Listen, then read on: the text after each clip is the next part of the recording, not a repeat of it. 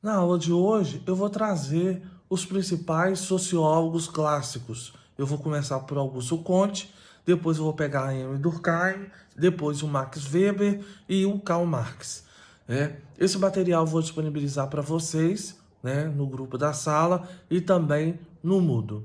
Então, o Augusto Comte, a primeira contribuição que eu quero falar é que ele vai falar que a base social é controlada pelo uso da razão, certo?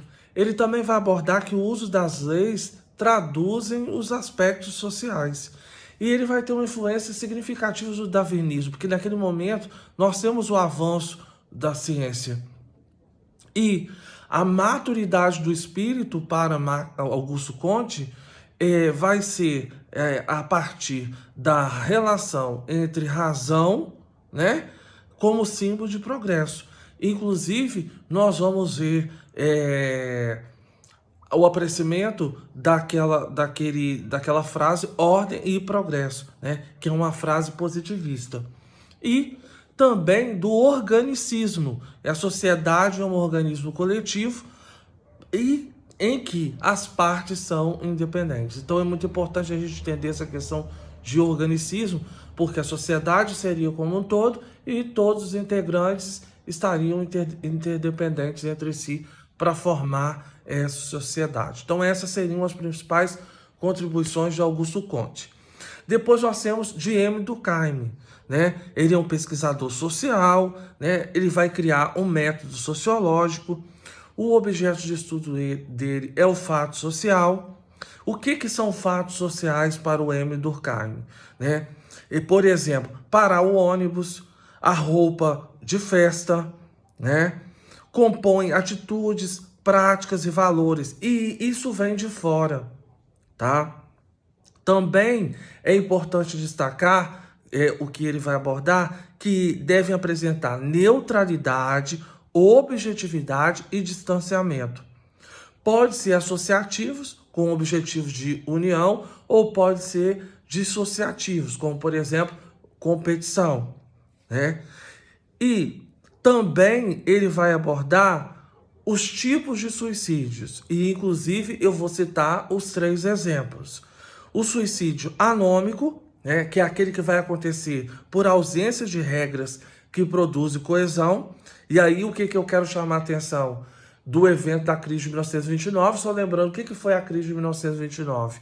É uma crise de superprodução, em que houve um acúmulo significativo da produção de café e, diante da quebra da Bolsa de Valores, com a venda por causa da queda do preço do café,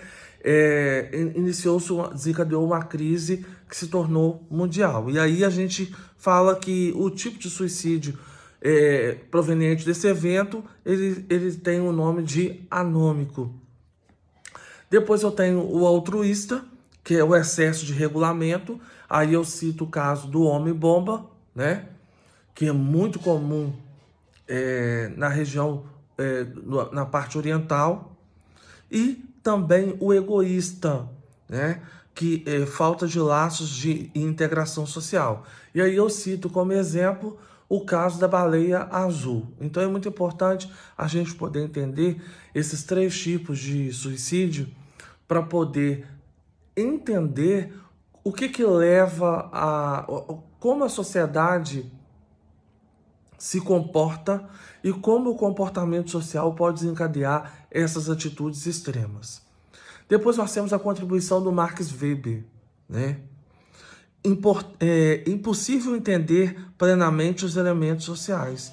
O método de estudo dele vai ser o tipo de ideias, Ele vai utilizar muita estatística e vai frisar na ação social. A ação das pessoas são influenciadas por padrões. Então, esse é um ponto importante que o Max Weber vai destacar.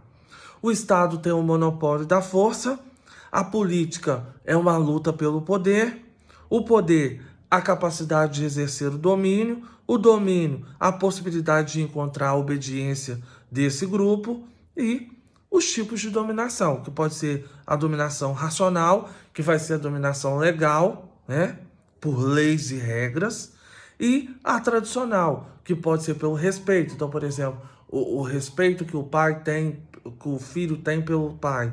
E também o respeito por ser carismático. E por último, o Karl Marx, né? Ele vai trabalhar o materialismo histórico, vai falar que as relações capitalistas são relações desiguais, vai abordar a questão das classes sociais, que nós temos o proletariado e os donos dos meios de produção, que vai haver uma luta de classe. Também ele vai abordar a questão da mais-valia, que seria aquilo que o trabalhador não recebe e ele deveria receber, tá? E também